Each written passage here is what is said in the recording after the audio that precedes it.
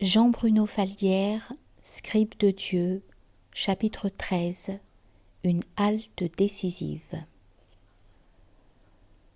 Au cœur de mes démêlés tout à fait passionnants avec les questions de plus en plus complexes de la réalité psychologique humaine, j'ai décidé d'une pause hors de mon temps socio-professionnel et social ordinaire, un peu comme quelqu'un qui chercherait l'oubli.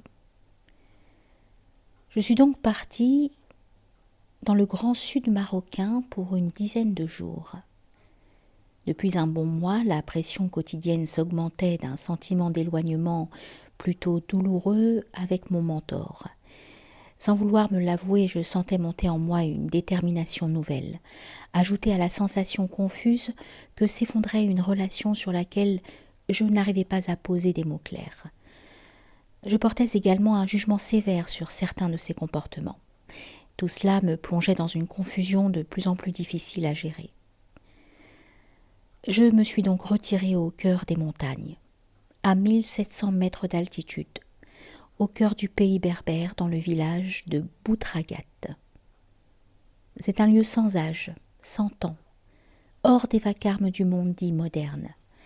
Les maisons et les casbahs sont en terre ocre, elles se reflètent dans nos yeux, dans l'oued toujours alimenté en eau, ainsi que dans le ciel, surtout le soir. Au coucher du soleil, on ne sait plus trop si c'est la terre qui se reflète dans le ciel ou le ciel enflammé qui colore la terre. J'ai fini par conclure une sorte de pacte avec cette question.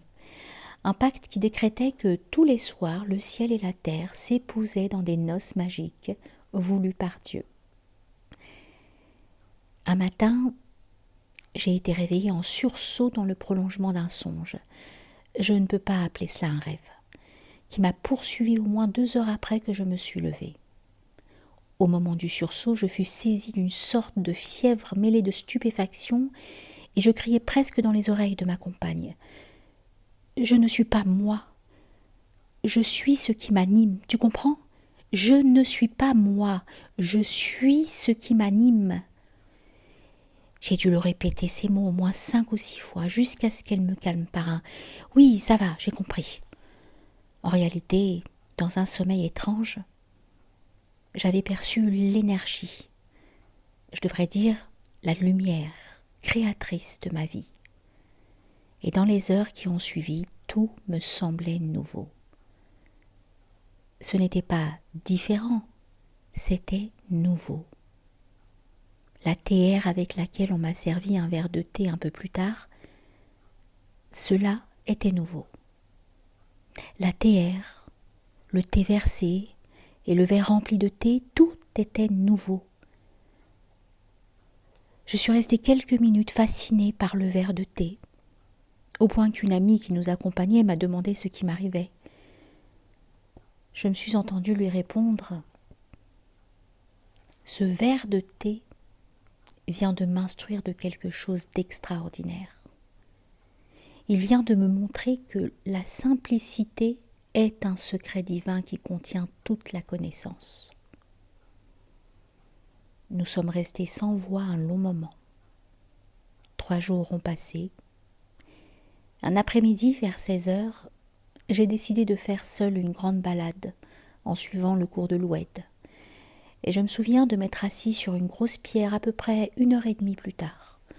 Alors je me suis mise à déguster les variations philharmoniques de la course de l'eau, tout en contemplant la façade accidentée de la montagne qui encadrait la gorge au fond de laquelle passait l'Oued.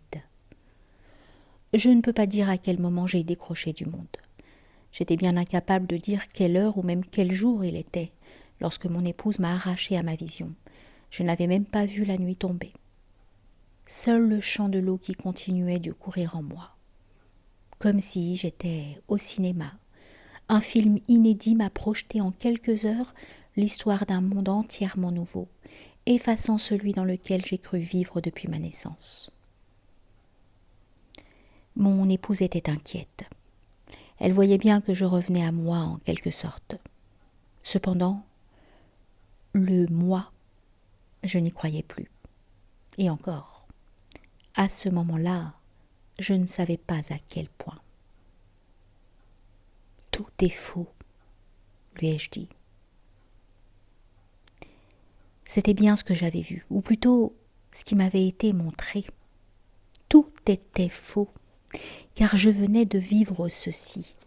La véritable apparence du monde n'était visible qu'à la lumière du cœur, s'il était ouvert à l'instant, à la présence aimante de l'observateur, lorsque celui-ci quitte l'attitude de l'observation pour devenir un témoin neutre et bienveillant. Je venais de quitter un monde, un mentor, une certaine idée de ce qu'est ou de ce que doit être un homme, et aussi toutes les croyances, qu'elles fussent religieuses, sociales, morales, politiques, peu importe. Toutes les idéologies se sont écrasées d'un coup dans un crash définitif, silencieux et invisible aux autres. À mon retour, j'ai rendu une dernière visite à mon mentor. Il m'avait beaucoup appris, et j'en étais tout à fait certain, avait beaucoup contribué à ce qui venait d'arriver. Je ne lui ai pas raconté l'événement du bord de l'Oued. Je me suis contentée de lui faire part de ma nouvelle vision du monde et de ma perception de l'instant. Il a parlé d'un éveil. Quelques mois plus tard, un ami très proche, lequel suivait un maître Sophie depuis des années, m'a fait part d'une invitation que ce maître venait de m'adresser. J'étais conviée à passer 3 jours chez lui. Je n'aurais pas su dire pourquoi, mais à l'annonce de son invitation, j'ai dû me retirer avant de m'effondrer en larmes et de me mettre à prier. Je voyais dans mon cœur que je l'attendais depuis des années.